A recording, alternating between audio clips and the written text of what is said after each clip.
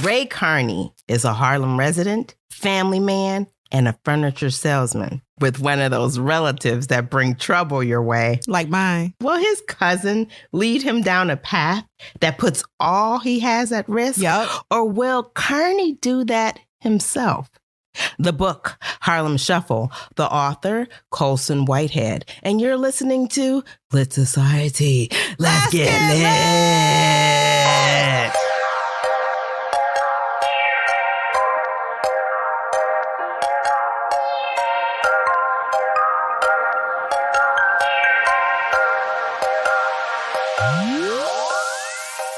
Hi, readers. This is Alexis. And this is Carney.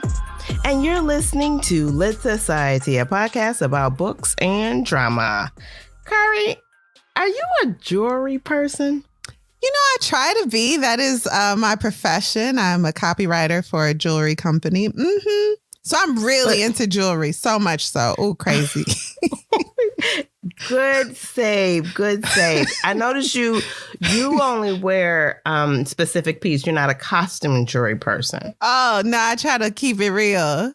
Yeah, that for sure I noticed about you. I like costume jewelry. I have proven that I don't particularly appreciate real jewelry because I lose it all the time. I've had it lost a couple of times where I had to submit to insurance for replacement. The last time I just said, forget about it. I can't. This is not for me. Maybe I wasn't mature enough. Can I tell you a little insider's tip? I don't know how or why, but for some reason, Ann Taylor Loft and Ann Taylor they have a great jewelry buyer. There have been pieces that I just recently saw at maybe a jewelry show, like the one that went on a couple weeks ago in Vegas. They'll have an imitation in their costume jewelry collection. So I do love costume jewelry too. You know, especially when it's done really well. And that's just a little tip. Ann Taylor Loft. I know that's for your mama, right? And your grandma. Go in there and get the jewelry. It's not. And the beauty supply store. Do not knock the beauty supply store. Not the beauty supply store. Talk about stuff you can lose. Mm-hmm. Yeah, so that's what I stick to now, stuff that I can lose. But what about thievery? And that takes us into our theme of the week. Are you going to steal some jewelry to replace? You know what? You can't come over no more. I have been noticing some things missing. Stop it. I didn't want to say nothing. Each week we select a theme to discuss inspired by the book we are reading. This week's theme is modern day jewelry heists. And did they catch them? Oh, I love this. Oh, I know who you're going to talk about. Okay, well, tell me. Your auntie that was in Zurich. And she was stealing all the gems. And it was okay for her for a while because technology hadn't caught up to her hustle. But then she got sloppy with it. They did a documentary on her. She was like, I don't be stealing. And then they pulled out the camera and it was her stealing in a real sloppy way because she was older. You know, she didn't know they had cameras and stuff. So, and she was like, I think she was Black American, but she was stealing all over the world. All over the world. You gonna talk about her? No, because I did talk about her already. Oh, okay, my bad. Go ahead. Oh, I'm excited. Okay, so I have 4 of them, and I'm going to ask you after I tell a little bit about it. And I don't have a lot of information about it, so just a little bit. It'll be snippets of information, and then I'll ask you, were the thieves apprehended? And you can say yes or no. Okay. All right. So in July of 2018, thieves stole a number of precious royal artifacts from a Swedish church before escaping by what? A speedboat. Oh. There were items that belonged to a Swedish monarch and his wife, including a golden orb adorned with a crucifix and 2 crowns. And they were taken from a cathedral west of Stockholm. The items date back to the early 17th century. Good grief. At the time, the police said they could not comment on the value of the items stolen.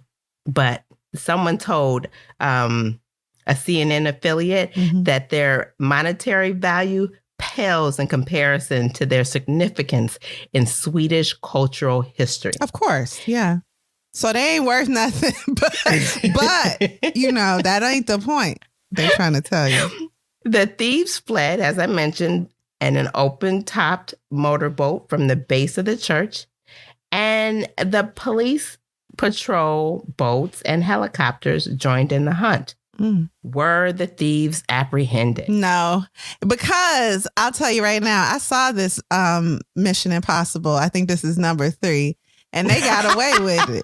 So, next. Well, at the writing of that article, which I believe was in 2019, a man was convicted and sentenced to 4.5 years in prison for the robbery. Well, good. Don't be stealing. Here's another one. This is the Haddon Garden Safe Deposit Limited in London. I think that's what it is. Okay, so it was carried out the Easter holiday of 2015. The heist saw thieves break into the Haddon before making away with nearly $21.2 million in gems, jewelry, and cash. What's the Haddon? I think it's like a bank. Okay. And this was not even 10 years ago. Okay. Yeah. Okay. It was later described in court as the largest burglary in English legal history. Here's what they did. They gained access through an elevator shaft. Then they used a drill to bore through a 6-foot thick wall and enter the basement vault. Were the thieves apprehended? So this is Inside Man, and no, because what they did was they stayed in the wall until everybody got used to the idea of being robbed and went back to their business. Then they came out in suits and was like, "Hello, top of the morning." It was England, you said. "Where's my blood sausage and beans for breakfast?" And they was like, "Oh yeah, you on the up and up. You English like us. Cheerio." Wow. Isn't that, just as I'm reading these stories, I try to think about the movies that they're connected with. Anyway, four men over the age of 40 were the ringleaders and organizers and eventually went on trial, pleading to conspiracy to burgle.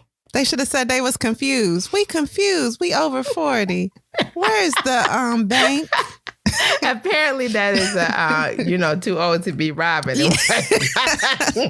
So they were caught and they were convicted. Man, all these people are terrible. Okay, but this one, think long and hard about it, okay? They was definitely caught. She trying to trip me up. They caught. Next. The day after Valentine's Day in 2003, $100 million worth of precious stones were snatched from the Antwerp Diamond Center in Belgium. This is what the thieves did. They penetrated some of the most advanced security measures, including high-tech combination locks, motion and heat sensors, and an 18-inch steel door. They even switched the tapes in the building's security cameras to avoid being identified.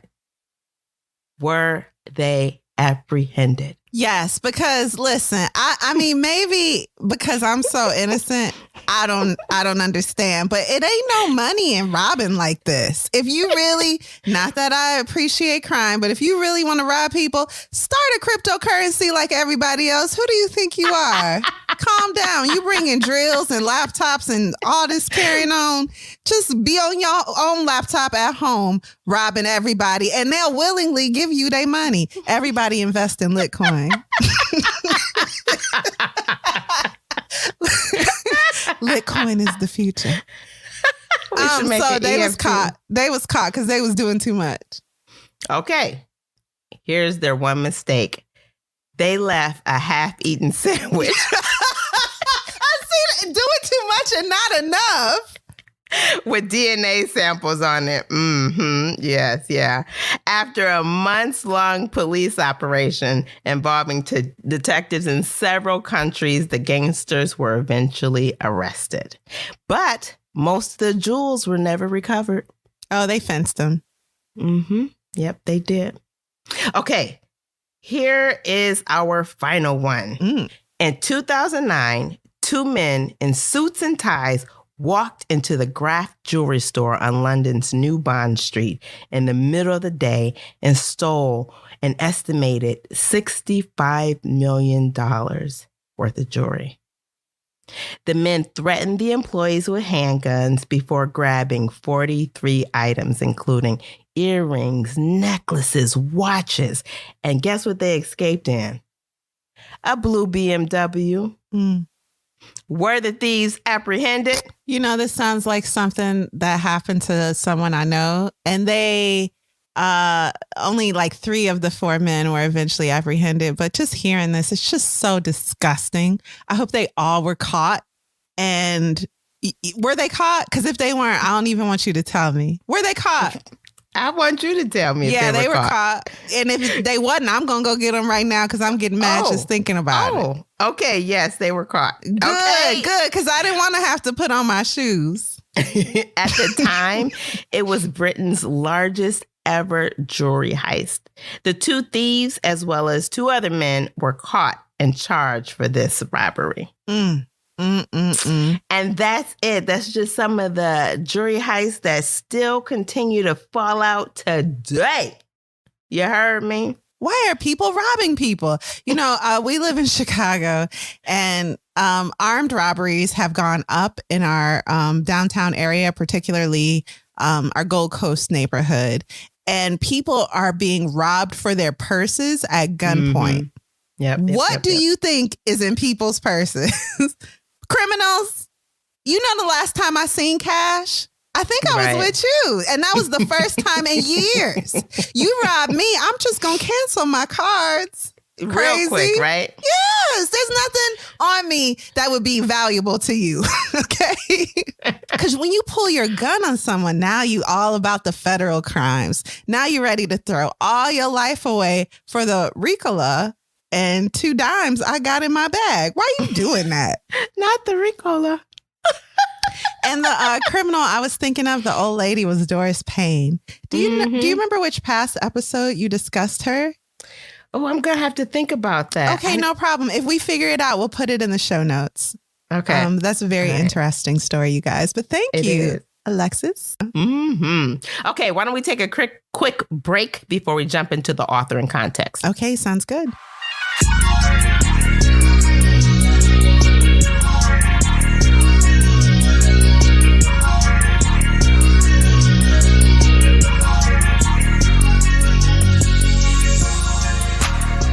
Okay, and we're back.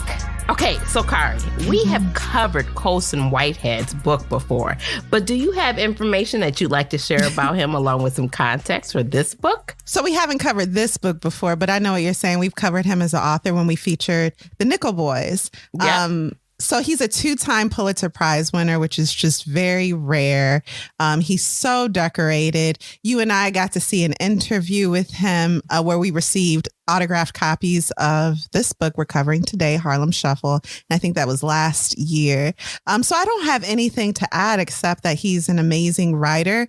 I've been thinking about it, and I am going to spoil this book because there's no way not to. There are 3 main chunks in the plot, and I have to be able to spoil it to talk about them thoroughly. However, I'll say that Colson writes with so much color, it won't spoil the book for you. If you are interested in the story, you're going to get so much out of reading it. The way he pulls comparisons, the way he effortlessly compares characters to their locations, to their setting. He's a really great author, which we all know. And that's Colson Whitehead. If you want more on him, listen to our Nickel Boys episode. One thing I remember about that interview we watched is that he watched 60 to 70 heist movies in preparation for writing this novel. Oh, okay. Very cool. Yeah. And I remember he was saying don't think of it as like again, Mission Impossible type of, he said Ocean's 11 type of heist. This is a very lo-fi. This is like, criminals in the 60s trying to get by type of heist. And in that way, it's not about the heist. It's about the characters. So yeah, definitely the characters. Yeah. Okay. Agreed. Well, thanks for sharing that. Now let's hear a brief synopsis without spoilers before our deep dive. Okay. You did such a good job at the beginning of the show. This is what I came up with on my run today as I was trying to outrun a tornado. Anyway. Real life. Real life. Okay. So here we go. Orphaned in high school, Carney worked his way through college and owns his own furniture store in 1960s Harlem. He's a family man living the American dream. But some dreams are no different than nightmares. Fighting both familial and internal influences, he must outlast 3 separate heists to secure the life of those he loves most. Will he survive, or will he lose himself trying to find his dreams? I like that. Very nice. That Alexis. was a synopsis for real. Thank you. Alexis, what were your first thoughts of Harlem Shuffle? Okay, so I think I found out about this book just before us going to see his interview. So I was excited to read it. And then to hear him talk about it, I was even more excited. I don't know why we took so long to read it, but I was excited to read it. And I like the cover too. Mm-hmm. How about you? Who do you think would enjoy reading this book? If you're a fan of James McBride, we cover Deacon King Kong on our show. If you like that book, I think that type of storytelling, again, set in New York, full of a colorful characters from one neighborhood. I think you'll really love this writing as well. Okay. So, Kari, are you ready to take a spoiler-filled deep dive into Harlem Shuffle? I am, and I'll rely on you for a lot of the plot pieces. I also want to apologize to our audience for never getting that relit episode out last week.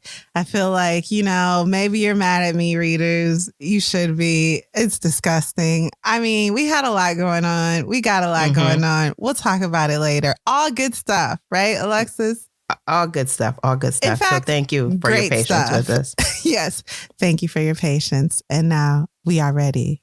A deep dive into Harlem Shuffle by Colson Whitehead. Part 1. I mean to get you in trouble.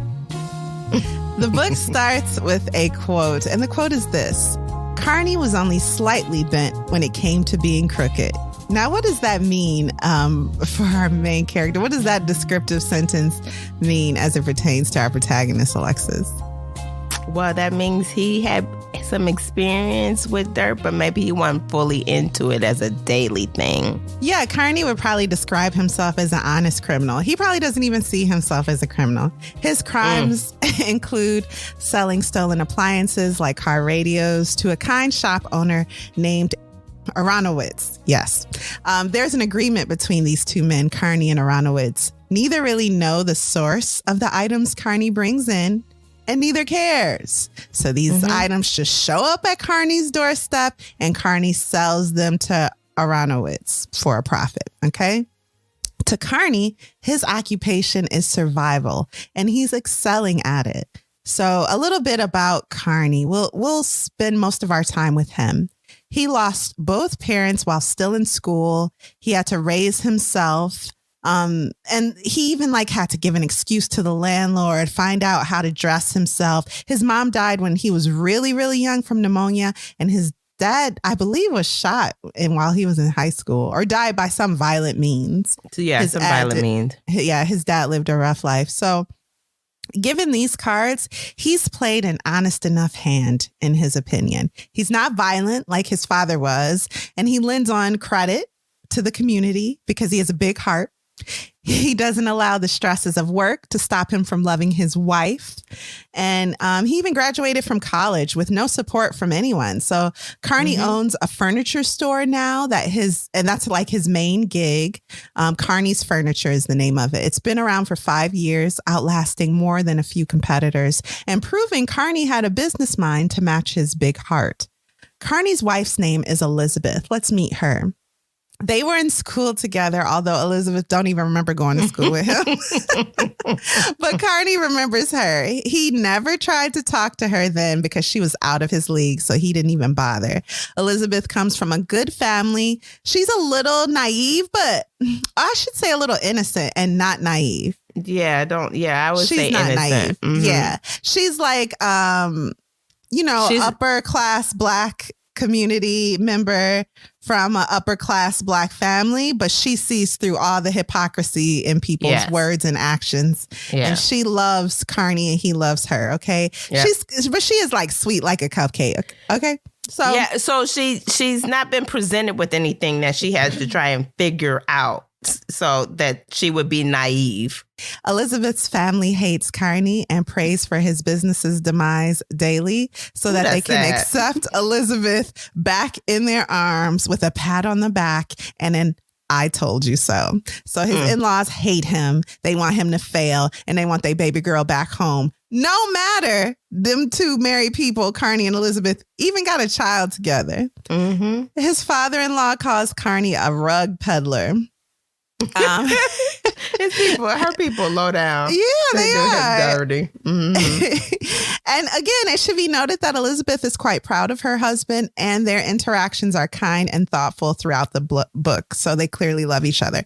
Now, let's meet some more family members. Freddie is Carney's cousin.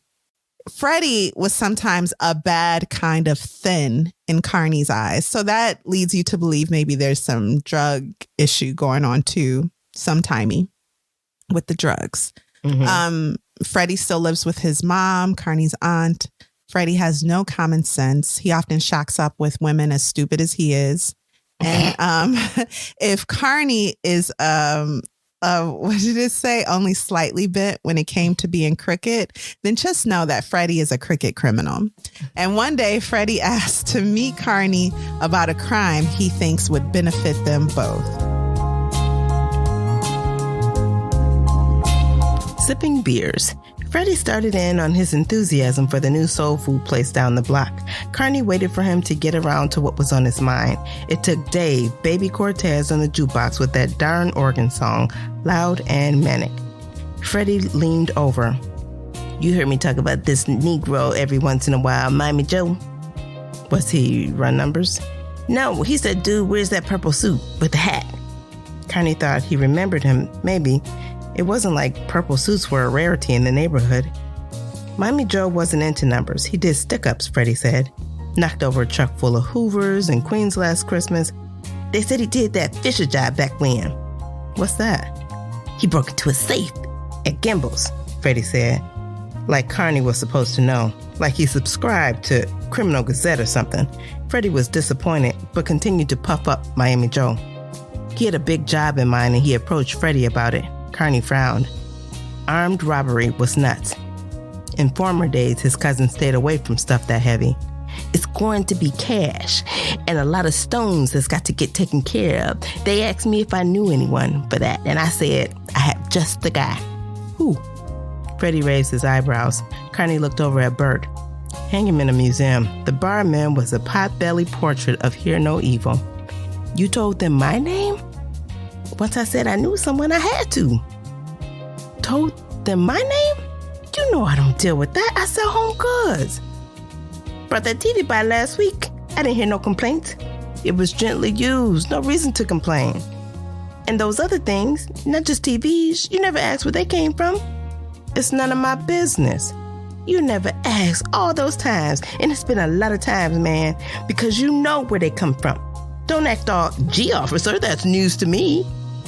Put it like that, an outside observer might get the idea that Carney trafficked quite frequently in stolen goods. But that's not how he saw it. There was a natural flow of goods in and out through people's lives, from here to there, a churn of property. And Ray Carney facilitated that churn as a middleman, legit. Anyone who looked at his books would come to the same conclusion. The state of his books was a prideful matter with Carney, rarely shared with anyone because no one seemed very interested when he talked about his time in business school and the classes he excelled in. Like accounting, he told this to his cousin. Middleman, like a fence. I sell furniture. Negro, please. It was true that his cousin did bring a necklace by from time to time, or a watch or two, top-notch, or a few rings in a silver box engraved with initials. And it was true that Carney had an associate on Canal Street who helped these items on to the next leg of their journey from time to time. Now that he added up all those occasions, they numbered more than he thought. But that was not the point. Nothing like what you're talking about now. You don't know what you can do, Ray Ray. You never have. That's why you have me. A bunch of hoods with pistols, and what they got with those pistols was crazy. This ain't stealing candy from Mr. Nevins, Freddie. It's not candy. Freddie said. He smiled. It's the Hotel Teresa. Two guys tumbled through the front door, brawling. Bert reached for Jack Lightning, the baseball bat he kept by the register. Summer had come to Harlem. So thank you for that, Alexis. Alexis has set up the first heist. So Freddie, his cousin, loved getting Carney into some mess. Now he was with a mixed crowd that you don't play with. You don't play with these people. Right. This wasn't like stealing candy like when they were young. Okay. So the Hotel Teresa. Let me tell you about Teresa, the Hotel Teresa. This back in the day, Black celebrities lived here, partied here, and went here to be seen. It was glamorous, a parade of Negro excellence, or at least it once was. It was once headquarters of the Negro world. That's how it's described in the book. Now, though, you're likely to rub elbows with pimps, working girls, and ex-dancers in the hotel's lobby. It's got 300 rooms, safe deposit boxes, and jewelry. Jewelry. Part 2, the heist. So we, the reader, know right away that the heist was successful, number 1, and that 2, a ruby was taken in with all of the loot. So they don't try to hide that because this book really isn't about any of the heists. Right. And we'll explain that more later. So that ruby that they stole in the heist belongs to a mobster named Chink Montague, a man you do not play with, and he wants the gem returned. The crew meets at Carney's furniture store to regroup after the theft. Now, Carney wasn't with them stealing. Again, Freddie has set up Carney as the middleman. So the idea is Carney can hold some of the goods. He can be a place where they securely hold some things until all the heat dies down. So the crew enters. Let me try to describe them. Among them is number 1, Miami Joe. Miami Joe is flashy. He's got a good memory. His expertise was letting fools talk and listening to what they said. So he would go out drinking with Freddie, Carney's cousin, and let Freddie talk and talk and talk and make a mental note of all the things Freddie was saying, like the fact that I have a cousin who owns a furniture store. Okay. Yep. And he found a weakness, Miami Joe did, in the hotel's security, thanks to a talkative waitress that worked there. Miami Joe also relished taking Northern Blacks down a notch, as they were always mocking his Southern upbringing. So he was like, I'm going to show you something. You think the Hotel Teresa is that great? I'm going to rob it. So that's Miami Joe. Then there's Arthur. They call him the Jackie Robinson of safecracking because before him, safecracking was always a white man's game. So now we got Arthur, and he's the Jackie Robinson of safecracking. I know, it's shameful. Number 3, Pepper. Pepper is silent, calculating, and terrifying. Pepper's a killer. No way to, beat around the bush. Just don't. It's said that as a baby, Pepper belted his mama the first time she tried to kiss him. He'd been tough a long time, y'all. And then there's Freddie, Carney's cousin, a.k.a. the Fool, a.k.a. another set of hands. So they wait for a vulnerable hour and use guns to intimidate hostages, making their way to the safe deposit boxes. Cracking these is a noisy job. And for guests that called the front desk, they excused the ruckus by saying the elevator was under repair. And if anyone ventured out to verify the elevator wasn't working, then they were taken as a hostage. The job was done and the bandits were gone before authorities even knew what happened. No one was hurt, by the way. But the gossip is that it was the Italian mafia trying to teach the blacks a lesson. Because when did it take place? What? On Juneteenth. Oh, it was on Juneteenth. That's right. The audacity. The audacity. And there's a line like, Juneteenth? I never even heard of it. Sound like some country stuff. Why are you proud that you knew you was free months later or weeks after it was announced? Stop celebrating that. Can you believe it? Yeah. So anyway, Carney hasn't been in company with such men since his father died, and now they're all in his furniture store. You're like, what? Why? Yeah, he's very uncomfortable. So the men talk, and apparently Chinks Montague has a girl he's grooming to make a celebrity. And that Ruby, the one that the crew stole, is part of the investment in this woman. So that's why Chinks wants the gem back. And so remember, Chinks wasn't with them on the job. Chinks was storing the ruby in the safe deposit box, and the crew stole it. And Chinks is a big deal. He's a big mobster. So while the crew is discussing their next move, Carney thinks of the last time he had this many men in his office. And it's a very interesting scene where he thinks back to this sofa he was trying to remove from the office. It was like him and six Italian men and him. And in the end, they decided to just chop up the sofa and throw it away. No one missed it. And so in Carney's mind, he's like, any moment now, the men are going to realize what doesn't belong in this room. Me. And I just hope that I don't meet the same fate as the sofa. Okay. Mm-hmm. Hope I don't get chopped up. So they warn Carney, all the crew, as they're talking, they go, oh yeah, Carney, the cops are going to be sniffing around here. Whoever Chinks has on his payroll at the precinct, they'll be coming asking you questions. And Carney glares at his cousin Freddie like, how are we going to get out of this one? Part 3, cool like AC. It's time. That made me think of my dad, because he used to always say he was cool like AC, which is a decidedly not cool thing to say. So it's time to visit the in-laws. Leland, which is Carney's father-in-law, just bought a new air conditioner. It feels good, but Carney can't afford it. And, it's a shame because Elizabeth is pregnant now, too. Mm-hmm. And she recently fainted from the heat. And so Leland's like, yeah, get you one of these. No one Carney can't afford it. Mm-hmm.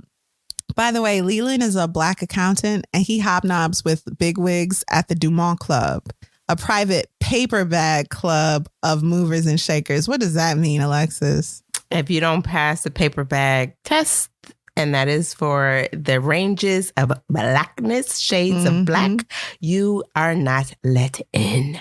Yeah, so they're colorist. And the club is named after Alexander Dumas, the author, of course. Yeah, the audacity. The audacity. And it's full of men that Leland would have preferred his daughter marry instead of this rug peddler. Also, Elizabeth and Carney already have a daughter at this point. So yes, Elizabeth is pregnant, and they also have a baby girl named May who has Carney's skin color. She's darker skin. And it's said that the mother-in-law cringes when she looks at the baby. Mm-hmm. So these aren't great people, So while the in-laws and his wife are making small and big talk, Carney allows his mind to wander to his troubles, to his secret troubles. There's not a scenario out of this situation that doesn't end with Freddie killed. And all through his life, Carney has been Freddie's protector.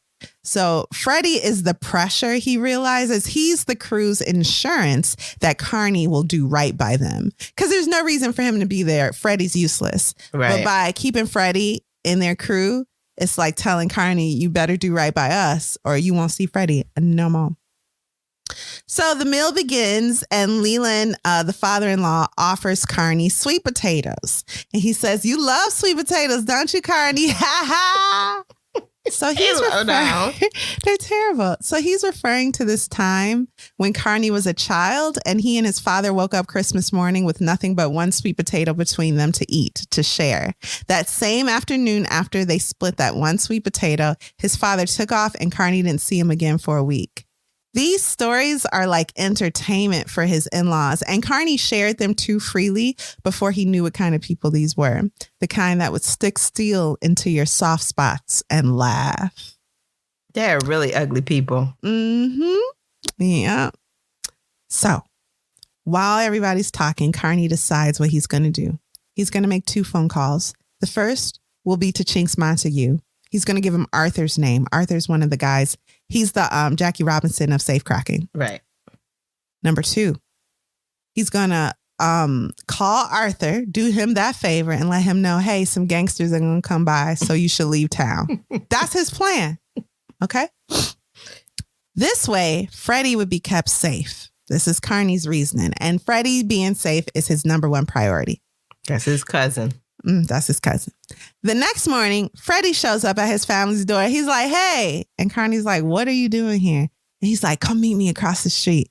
So they go across the street and he goes, hey, guess what? This Freddie. Guess what? And Carney's like, what? Arthur dead. He like say, what now, hey?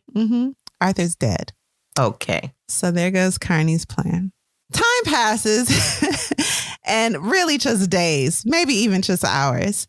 Carney is enlisted as Pepper's driver. So they got Carney under their thumb now. Carney looks at Pepper and there's like blood on his jeans. Pepper ain't no joke. So Pepper uses Carney to drive him around. He shakes down junkies and uses tactics of intimidation. For why? To find Miami Joe. Because Pepper's convinced that Miami Joe killed Arthur and took the crew's money because Arthur was keeping the money secure. So now no one knows where the money is and Arthur is dead. Pepper's like, it's Miami Joe, one of my crew members. You know, ain't no loyalty among thieves. So he also let Carney know, hey, boy, I remember you. I remember you as a kid. I was an acquaintance of your father's back in the day. Truth be told, Carney forgot all about this, but Pepper and his dad were like friends, as much as thieves can be friends. Okay. So, yeah. So Pepper continues the search for Miami Joe. Someone says Miami Joe went back home. And this is a very funny, colorful scene. Pepper goes, where, Miami? And they tell him, they don't call him Chicago Joe, do they? Now this Pepper about to kill this man. And the man can't help but to be annoyed. Do they call him Chicago Joe? I didn't think so. Yeah, Miami. The man retorts. You got to read this book. The writing, exquisite. Chef's kiss. So Carney drops off Pepper and begins thinking about his day, how his day was spent. And he's like, you know what? Pepper is right. With one crew member dead and two missing now, the finger was pointing to Miami Joe. Carney decides to search for Joe himself. Because again, if he finds Joe, maybe somehow he can keep Freddie safe. He finds him. He finds him and Miami Joe is ready to shoot Carney down. Miami Joe with the barrel of the gun to his face. Yeah, exactly. Exactly. So Miami Joe pulls the trigger and the chase is on. Carney and Miami Joe end up in Carney's furniture store. Miami Joe's pistol is pointed at Carney. All the while, Carney is thinking of his family. His in-laws want Elizabeth, by the way, to move back home. They've made this very clear lately. And Carney's like, maybe that's a good idea, but I ain't going to let them do it because I hate them so much. Because they low down dirty. So he tells Miami Joe, I have a family. And Miami Joe looks bored. Miami Joe proceeds then to rob Carney, pocketing money from his office drawers. But then both Miami Joe and Carney see a man pop up out of the basement. They see him at the same time and it's too late. It was Pepper. The floor is covered in Miami Joe's blood. What do I do with the body? Carney asks Pepper. You got a truck? Pepper replies. You my Carney's son. You'll figure it out. Yep. And Carney dumps the body and cleans up the blood. He figures it out. Now, two crew members are dead, Arthur and Miami Joe. So far, the cash and the jewels have not been retrieved, except a few weeks later, the ruby necklace that big gangster Chinks Montague was looking for arrives at Carney's door via mail. It was mailed to his store with a note. You can split this with your cousin. The note is from Pepper. So Carney held on to it for about a year before using the money for a new apartment for his family. He thinks to himself, I may be broke, but I ain't crooked. Although he's not so sure lately. Part 4 of 5. Part 4, taking pictures. So Carney now has a little girl who he had already named Mame, but now he has a little son and Elizabeth, and they're living a little better these days. The store is even larger. They're moving up like the Jeffersons. That's right. To the east side. He even sell outdoor furniture now. Indoor, outdoor furniture. He got all the furniture you need. In fact, he has a slogan and it's like, if you don't see it here, you don't need it. Something like that. If you don't see it, you don't need it. He like printed it in papers and stuff. He doing good. Yes. But with more money comes more problems. So Carney is now pacifying an officer to look the other way with money, and 2 of Chink's men with regular cash payments. He doesn't have the heart to tally how much he's paid to these goons over the last 2 years. For Chinks, Carney is a fence. So Chinks never found out about that ruby that Carney eventually sold, but Chinks fell out with his fence, and so he's now using Carney. And the fence is like a middleman who will sell stolen goods for cash. Okay. And then Chinks gets some money, and then Carney gets a profit from that also.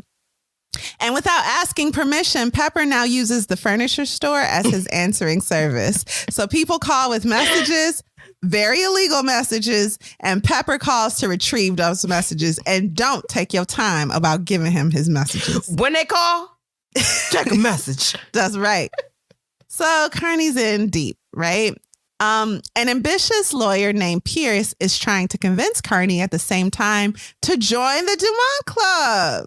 And Carney's like, I'm a little too brown for that paper bag club. Right. And Pierce is like, I'm as brown as you. This club is changing.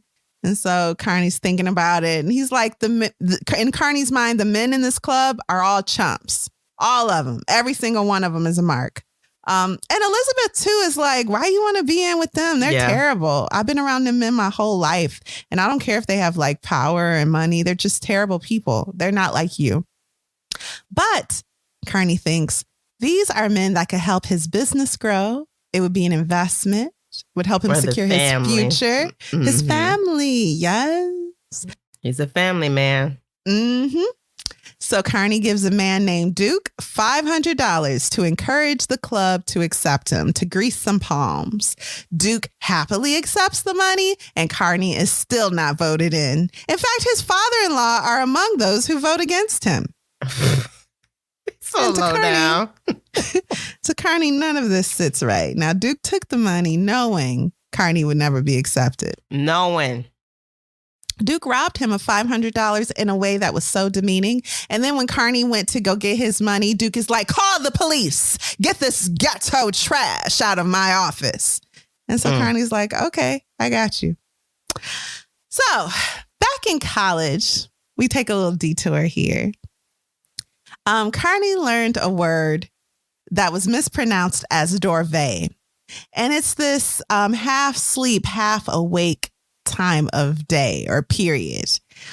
So this is the time around 2 a.m. and maybe 4 a.m. when the whole world seems to be asleep and you can do whatever you want. Okay? So Carney starts to spend more time with his family during human hours and more time plotting revenge against Duke during dorvay.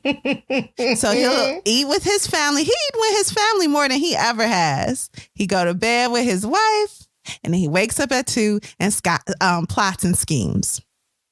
So during one of these dorvay periods, he calls up Freddie. Freddie meets him. Freddie looks sick. He looks like too skinny.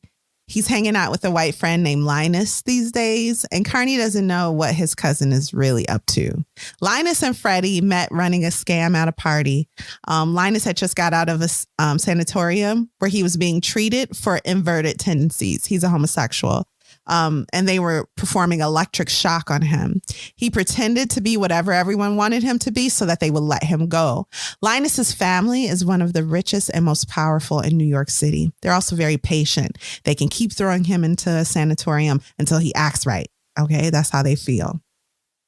Carney asks Freddie if he's selling drugs, and Freddie finds himself disgusted by the hypocrisy of his cousin. You acting like you clean, brother. Okay, so he leaves the diner with Linus and leaves Carney alone with his thoughts. Carney's like, okay, time to continue with my plan then. Carney gives Duke's name to the officer he's been paying to look the other way from his own crimes. But the officer is like, look, Carney, I wish I could help you, but I know Duke. He's well connected. If you want me to bring him down, you got to give me something solid.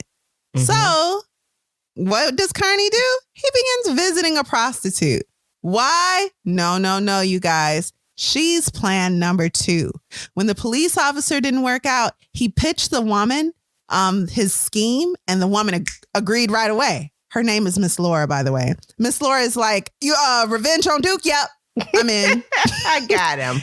And Carney is like, don't you want to know the rest of the plan? She's like, I guess you can tell me, but let's just get to it. And hurry up and get to it. I hate Duke. So Duke is outwardly like a very noble man, but secretly he sees this prostitute regularly. She knows secrets about him and she hates his guts. So as time passes, the cop can't find anything heavy enough to pin Duke. And Miss Laura is getting impatient with Carney because she wants Duke to get got already. She also wants her pimp off her back, and that's part of the deal. So it's now that we learn the first person Carney brought into this scheme was Pepper. So this is the second quote unquote scheme or kind of heist in the book. Yeah. The first one was the one at Teresa Hotel that Carney wasn't involved in. And this one Carney is leading. Okay. Pepper acts as a spy for Carney, performing stakeouts, if you will. First, he gathers information on Miss Laura. Her story checks out.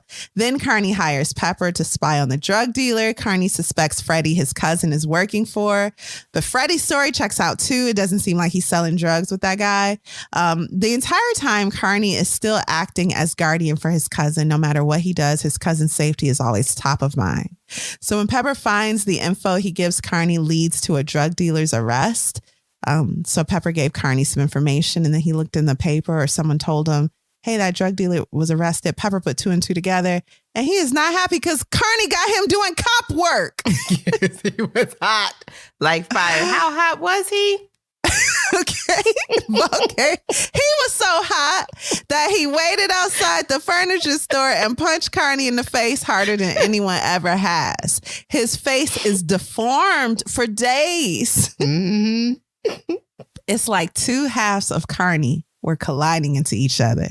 This family man and this not so on the up and up guy. It should be said too that Pepper would have killed him, but he still remembers him as his friend's son. Yeah. So he let him off easy with the deformation. Disformation? I don't know that word. Okay. So 1 September, you guys, 2 items appear in the New York City paper. The first is the arrest of a pimp.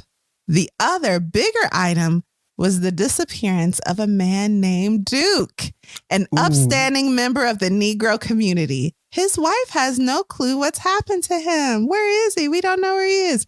Only 3 people understand the link between these 2 stories. A man named Zippo, Miss Laura, and who? Alexis? Carney. Carney. You paying attention? Yes. Yes, Carney. The pimp arrest was for Laura. And then Duke's disappearance was for everyone else. Turned out Zippo didn't like Duke either. If you keep talking to people, everybody hates Duke. So what they did was, remember Duke regularly visits Miss Laura. So they drugged him and then they put him in outfits and they took pictures of him, y'all. Embarrassing outfits. And it was so, degrading and like below Carney that he didn't even feel like it was revenge until those photos were published in the city's papers. And then all this stuff started coming out. Once people saw him dressed in tutus and stuff with a fairy wand in his hand, passed out with a prostitute, they was like, I knew Duke was like, what did they call it? His moral hygiene, something about it was questionable. I knew it. And then people are like, hey, he did me dirty. He did me dirty too. Hey, he did me dirty too. Me too. And then the worst part of it was that the blacks in the community were trying to form, I think, a bank, Liberty National. Yeah. And they were putting their own money into this. They were, investors for this idea. They were invested in the capital for the seed money. Well, it turns out Duke had been embezzling money from that fund, and he took the seed money for himself. It's really sad. Then he went missing. So the photos came out, all of this truth came out about him, and then he went missing. And about Liberty National, Many Dumas members had their personal funds in it, like we said, including Carney's in-laws, who invested the majority of their wealth into this idea. And how were they affected? Oh, man, they starting to live pitiful. And now Carney's like, this is revenge. You called it stray. It's almost too sweet to be true. Now I'm living better than my uppity in-laws? This has been great. They were catching them from all ends. And hey. I'm sorry to hear that. So just to give you an idea, at one point, the in-laws live on the street named after their family. Then they have to sell that property. They move to another property. Then they move to another property. They poor, okay? One property they lived in, it was some juice leaking from the ceiling and they thought a mouse had died. Nope. The neighbors upstairs had died and it was their remains leaking into the building, which showed how poorly the building was built. Okay. What a turn they take. However, Carney and Elizabeth, they doing well. The children, they great. Mm-hmm. Learned. Mm-hmm. Now we get to the final heist of the book. And it's been all jokes and giggles up until this point, but it's about to get real. And I think I'm going to save that. Oh, for what? For you readers. What do you think? Should I just run it down right quick? Just run it down. I'm Why don't invested. you give it to Alexis? Tell us what happened. Okay, I don't know if I can tell it as well as you, but I'll give it a go. You can tell it better. And one thing about this book, it's like a video game where you meet all the players in the first chapter or the first few chapters. You don't know how they'll play in the plot, but it's like a video game where you got to beat this boss to beat this boss. And remember, the top boss is basically, you think it's like Chinks Montague, but it's like that sketchy character Linus, Freddie's white friend, and his family. Right. So let's proceed. So one day, Freddie comes into the store, to the furniture store, and is like, hey, hold on to this suitcase, this briefcase, and don't open it. He like, something might fly out. He said, don't open it. Something might fly out. So he put it on up into his new safe, locks it down, leaves it be. Okay, minds his business for a little while until somebody come looking for him, asking questions, want to know what went down. And he like, I don't know. And then he started looking for Freddie and he can't find him. And then his aunt's house get broken into. Oh, wait, no, before then, he goes to where Freddie was staying. Oh, that's right. And I thought that was after. His friend Linus is dead from an overdose. Yeah. Now, how did that happen? So then he goes back to the aunt's house and finds out her house was trashed. So lots of stuff is starting to happen. And Carney is worried about his cousin Freddie, as he always is. It's like, where is Freddie? What's going on? And then I believe this is when Freddie shows up. Eating a sandwich. Freddie shows up. Okay, so all of Carney's contacts have turned their back on him because word on the street is Carney's dead. Or he gonna be dead. Yeah. And Freddie dead. And the word on the street is Carney and his brother are as good as dead. His brother is Freddie, really his cousin, but everyone thinks it's brother. So Carney's freaking out. He goes to his shop and his cousin is sitting in a chair eating a sandwich. He's talking about, hey, you gave me the key. 7 years ago, you gave me a key and you never asked for it back. I thought you wanted me to keep it. Good thing you didn't give me the combination for your safe. So Freddie runs down the story. Turns out, and to me, the story was kind of hilarious.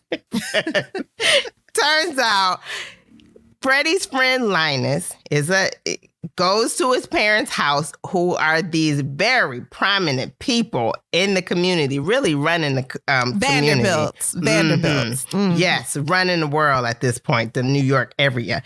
And they go in and he robs his father's safe, right? And out of it, he takes a jewel and some papers are included in that and a few other things, right? So that's what's in this briefcase. And while he's there robbing his father. His father catches him and they get into a little tussle. Yeah, because his father is supposed to be out on a date with his mom, but they date other people. They old, by the way, just old, dirty people. Mm-hmm. So they both dating separate people, and they dating another couple. So the mom was out with her boyfriend, and the dad didn't have nobody that wanted to date him at the time.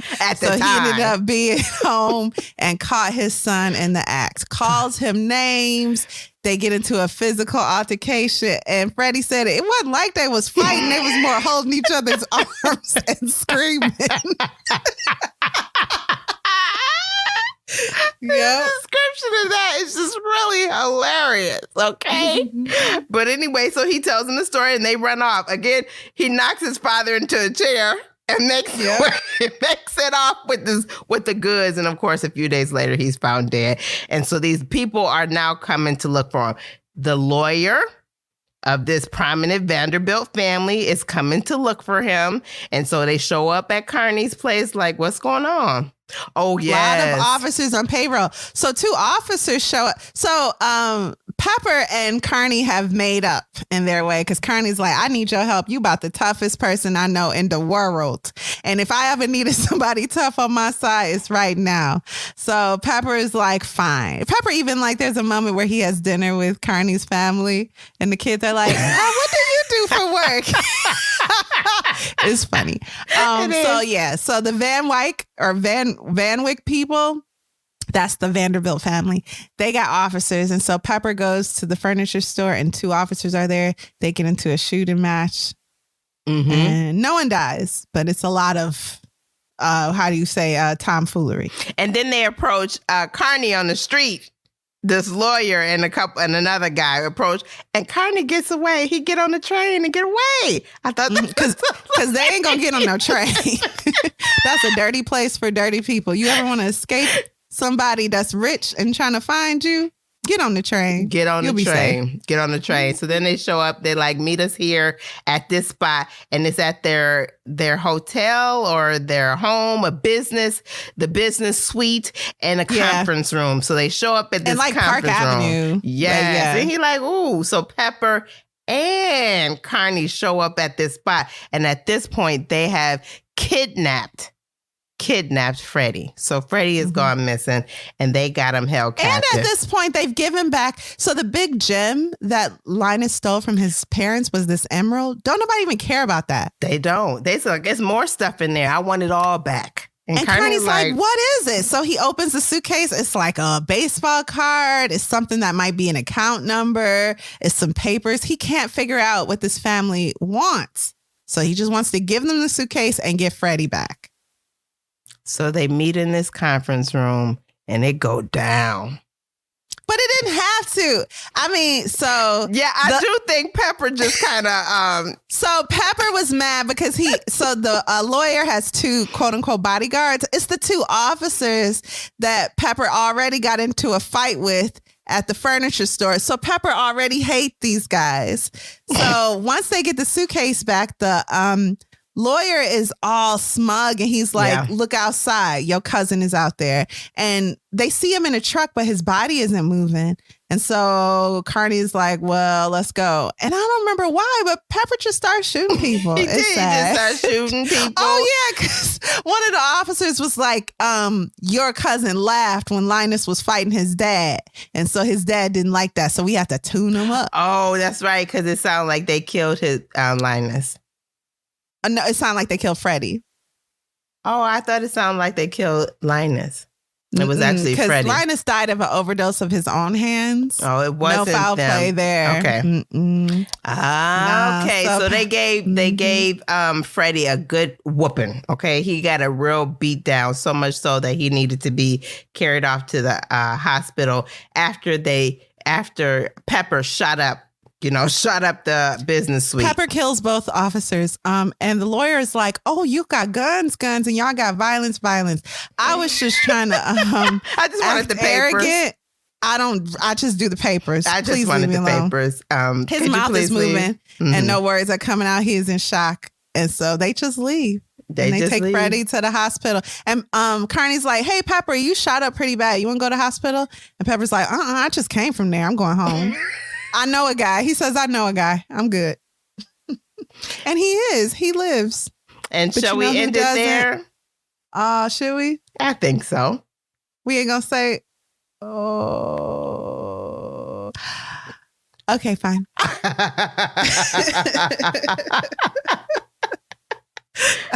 Okay, you ready for a break? Yeah, let's take a quick break. Sounds good.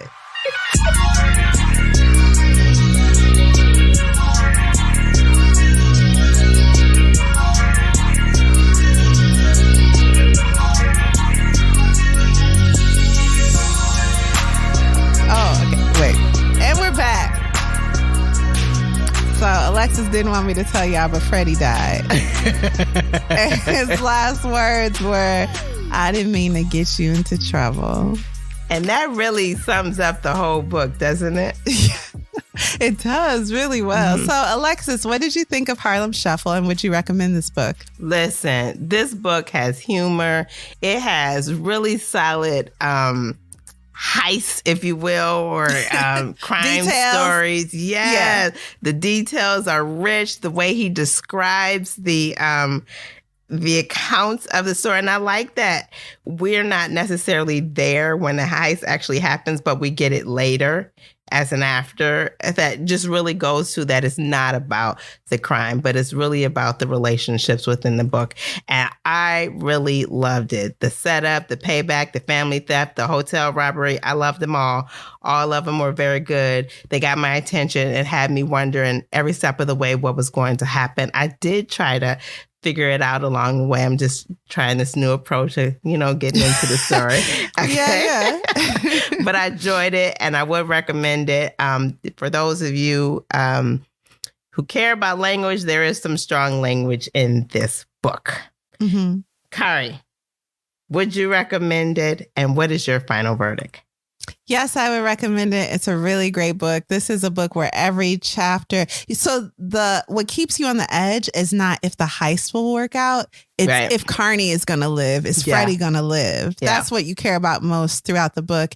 And this is as much about Carney as it is about Freddie throughout the story. And then it also another character is Harlem, which is going through its own thing right now. And it becomes a cycle of struggle and fighting and peace, and struggle and fighting, and then a little bit of peace. And then in the end, you have to ask, was any of the struggle worth it? Yeah. Are we all just where we started?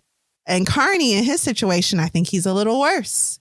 He's got more money. More money, yeah. Uh-huh. But he lost Freddie, who was so important to him. Yeah, and I mean, now his name is kind of infamous, and people know, oh, you don't mess with Carney. He went up in there with Pepper and shot up the place and blah, blah, blah. Exactly. But that's never what Carney wanted, a name in the streets. He just wanted safety for his family. So, yeah, I love this. I love the fact that it's telling you it's about one thing and it's about something else. I love when books do that. And Whitehead is an amazing author. He writes with so much color and so much intention. Every word makes you feel like these people really did exist. This really did happen. He gives you just enough details without boring you with the minutia of every single thing. And the way the heist is described is perfect. It's just telling you the highlights. Yep. Just the stuff you care about and the funny stuff they said between each other. And I don't know how you write dialogue like this. McBride does this too, where you laugh out loud at the way the characters talk to each other. Like when he said, Miami Joe went back home. Where, to Miami? and so he's about to kill this man, it looked like. And the man goes, they don't call him Chicago Joe, do they? I love that. Made me laugh out loud. But there are a lot of moments like that. There are a lot of moments within this book like that. I also like the insertion of the historical facts in there. Yes. And he had to do a lot of research to put himself in this time period accurately. Some things, like there's a scene where Carney buys a camera. I know Whitehead Polaroid, researched Polaroids at these times. He did the work, and it really added to the layers of the story. There's a scene where Carney accuses Freddie of being a drug dealer when they're in the diner, and Freddie is so disgusted by his cousin's hypocrisy. He's like, yeah, I'm selling crack to babies and nuns. They in there jumping for the Lord, and the way he says it, I can't. But It's great. So yeah, I love this book and I'd recommend it. And I would say that the audio recording is very good as well. Yeah, so we both have this book, but I listened to it on Libby too. Unlike his other books, this doesn't seem to be one that's hard to get. So Libby is a free library app, and I've downloaded it a couple times without a line, without a wait list. Yeah, definitely. But great book. Mm-hmm. So what are we reading next week, Kari? The Murder at the Vicarage, a Miss Marple mystery by problematic queen Agatha Christie. Okay. Looking forward to that one. Thank you for listening to Lit Society. We look forward to meeting up with you next week, Thursday. Woo! Lit Society is brought to you by me, Alexis Anaria, and Kari Herrera. We're back, baby! Cause by leaving a 5-star review for our show on Apple Podcasts, along with a comment about why you absolutely love us. We love you too. If you've enjoyed what you just heard, tell a friend about Lit Society. Visit litsocietypod.com for show notes, this month's book list, and to sign up for our amazing email newsletter. And until next time, readers, read something. Read something. What's a show moat? Do I need to do that again? I'm leaving it in.